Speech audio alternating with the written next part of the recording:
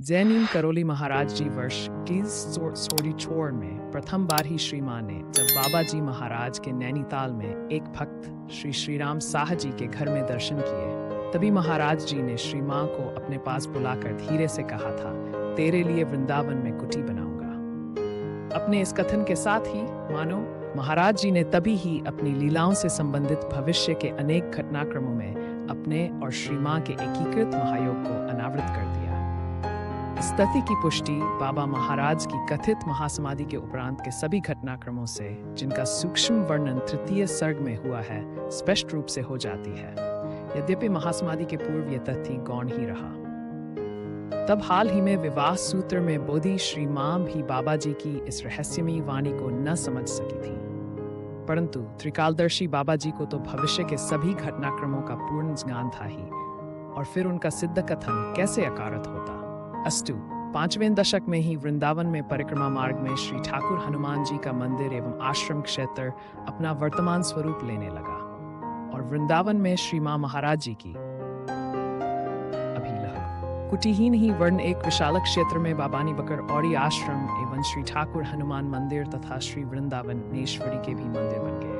8वें दशक में ही श्री मां महाराज जी की उक्त कुटी को श्री के हरसिंह जी द्वारा एक भव्य एवं विस्तृत सी कुटी का रूप दे दिया गया। श्री मां दिन भर के विभिन्न प्रकार के श्रम के उपरांत कुछ एकांत में विश्राम ले सकें, दिन में भी और रात्रि में भी। इस प्रकार बाबाजी कामा हेतु कुटी बनाने का उक्त कथन महाराज जी की ही इच्छा शक्ति से साकारता प्राप्त कर गया। परिक्रमा मार्ग में स्थित उस उबड़ खाबड़ जनहीन बीहड़ क्षेत्र को, जहाँ केवल करील गोखरू की झाड़ियों एवं कांटों का साम्राज्य था तथा जहां सूरज डले जान माल भी सुरक्षित न रह पाते थे, महाराज जी ने अपनी पावन पद रज से पवित्र कर सुभूमि बना डाला। भूमि की स्थिति ऐसी थी कि जब श्री मां ने प्रथम बार उसे देखा तो सहसा उनके मुंह से निकल गया, यह कहाँ जमीन ले ली महाराज, इस सुनसान बीहड़ में कौन आएगा हनुमान जी के दर्शन करने। तब श्री मुख से यही शब्द निकले थे, देखना एक दिन यहाँ नगर बस जाएगा।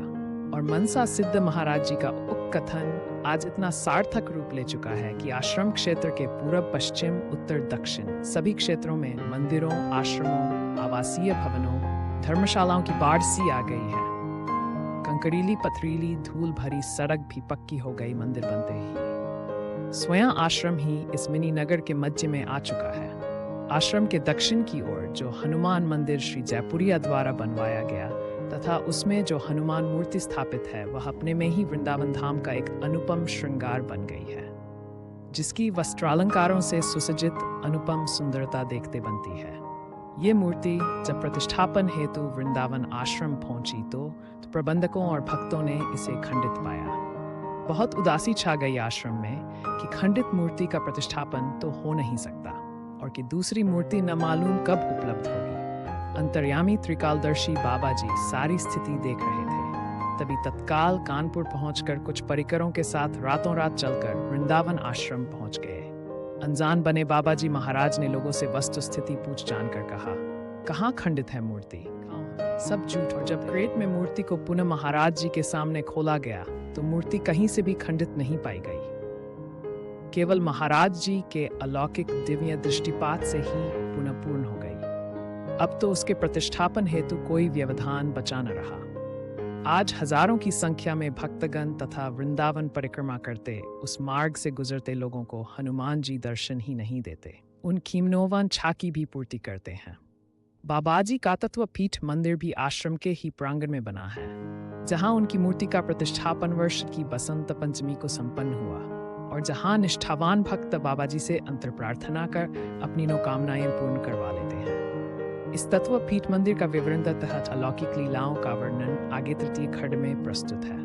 उत्तर प्रदेश के तत्कालीन मुख्यमंत्री की संस्तुति होते हुए भी बाबाजी महाराज ने गोमती किनारे शहनशाह कोठी के पार्श्व में 5वें दशक में देखते देखते एक हनुमान मंदिर खड़ा करवा दिया। ये मंदिर तो केवल भूमिका मात्र थी बाबाजी महाराज की मंशा लीला की, जिसके अंतर्गत यूनिवर्सिटी के सामने एक विशाल हनुमान मंदिर बनना था, जिसमें हजारों की संख्या में हनुमान भक्त एवं यूनिवर्सिटी के छात्र अपनी मनोकामनाएं पूर्ण करवा सके। मंदिर के पीछे बाबा जी के लिए एक कुटिया नुमा कमरे का भी निर्माण हो गया। कुछ काल बाद गोमती में भीषण बाढ़ आ गई।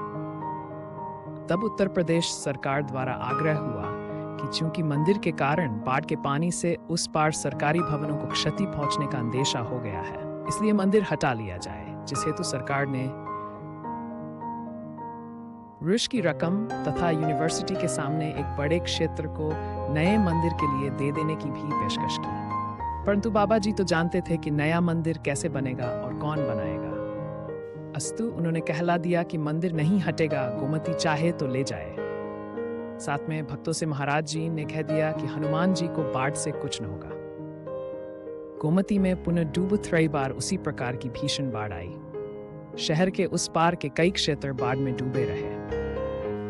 यद्यपि गोमती इस बाढ़ में बाबा जी की कुटिया तो ले गई, पर हनुमान जी और मंदिर अपनी जगह खड़े रहे और आज भी यथावत खड़े हैं। पुराने भक्त इस मंदिर में, जिसमें पहुंचने हेतु कोई निश्चित एवं अच्छा मार्ग भी नहीं है, पूर्व की भांति आज भी आते हैं। इसी बीच बंबई की एक निर्माण कंपनी ने गोमती के ऊपर पुराने जीर्ण शीर्ण पुल मंकी ब्रिज से कुछ हटकर एक नया पुल वर्तमान हनुमान सेतु बनाना प्रारंभ कर दिया था, जिसका मुख्य ठेका बंबई के श्री एड बीएस जोशी को मिला था। परंतु बीच में कंपनी मालिक का पुत्र भीषण रूप से रोगग्रस्त हो गया। तभी उसे स्वप्न हुआ कि ऊपरा सरकार द्वारा नए हनुमान मंदिर हेतु प्रदत्त भूमि पर मंदिर बनवा दे। तब बाबा जी से आज्ञा प्राप्त कर उसने सहर्ष सरकार द्वारा दी गई ऋषि की धनराशि स्वयं गृहीत कर तथा उसमें स्वयं की भी पूंजी लगाकर अपने आर्किटेक्टों द्वारा बनाए गए अद्वितीय आकार के हनुमान मंदिर का निर्माण करवा दिया, जिसमें आज वर्ष भर में लाखों की संख्या में दर्शनार्थी आते हैं। बाबा जी महाराज का नाम अपने में समाहित किए ये मंदिर भी पाश्चात्य देशों में स्वतः ही प्रख्यात हो चला है, जहां सैकड़ों विदेशी भी दर्शनार्थ आ चुके हैं। आ रहे हैं। मंदिर बनते बनते ठेकेदार का लड़का बास के मध्य महाराज जी तारा देवी शिमला से 8 किलोमीटर दूर नामक स्थान में भी जाते रहते थे।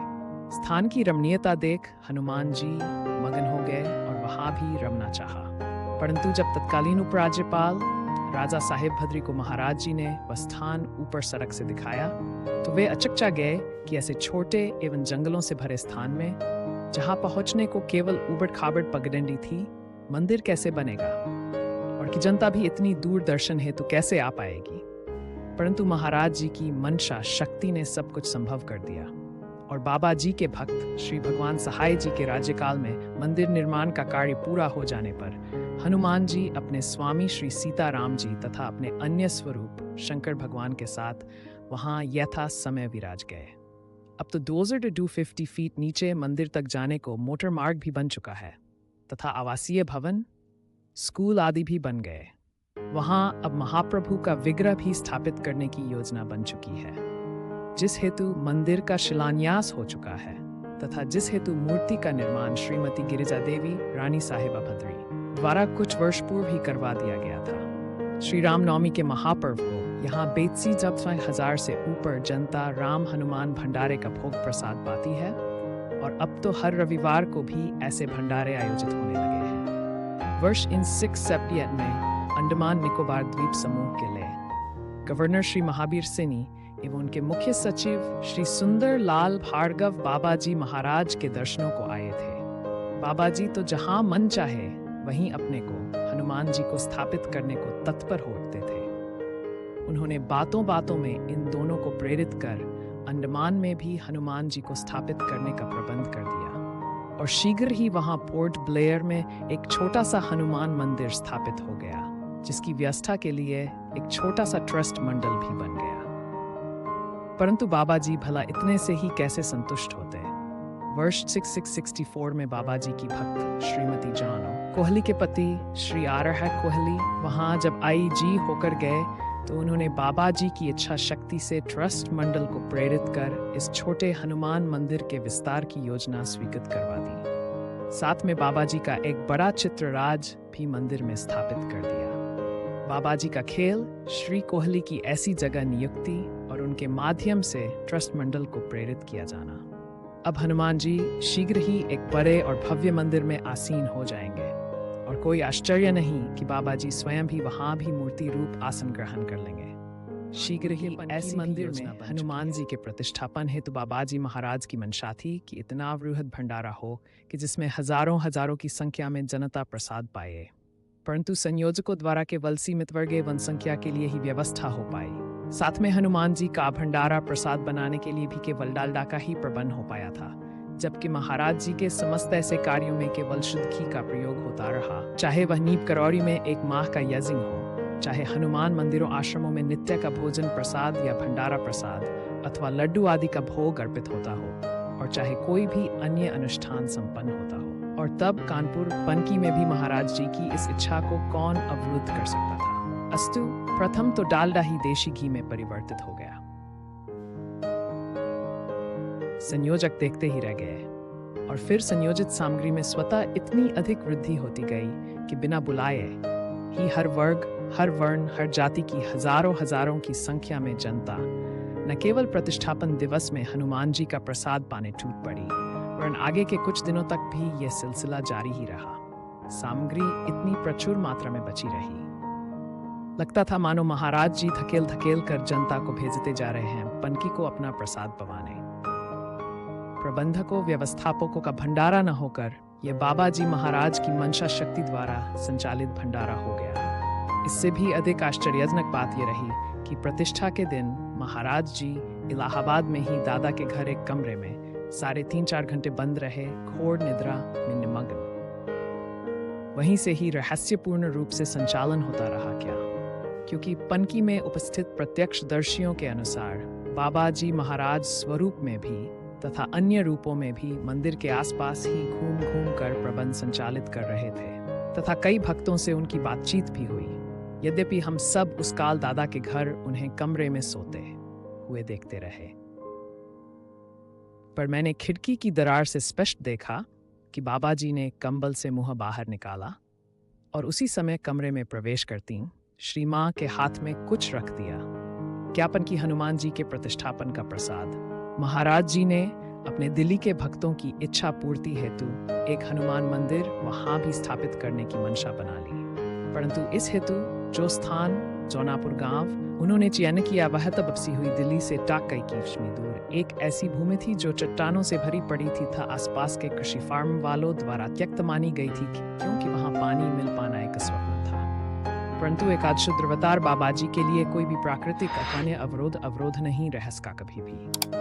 आदेश हुआ कि आप 6 फीट गहराई का बोरिंग करो, जबकि आसपास ही अन्य लोगों द्वारा इस प्रकार के प्रयास कई बार विफल हो चुके थे, और तब उसमें से जो जल प्राप्त हुआ उसने मंदिर निर्माण एवं मंदिर परिसर की आवश्यकताओं की ही पूर्ति नहीं की, वरन आसपास की तृषावंत जनता को भी, जिसे जल हेतु बहुत दूर जाना पड़ता था, तृप्त कर दिया। यहाँ शेरानवाली के अपने पंजाबी भक्तों की संतुष्टि हेतु महाराज जी ने देवी जी की मूर्ति का भी प्रतिष्ठापन करवा दिया।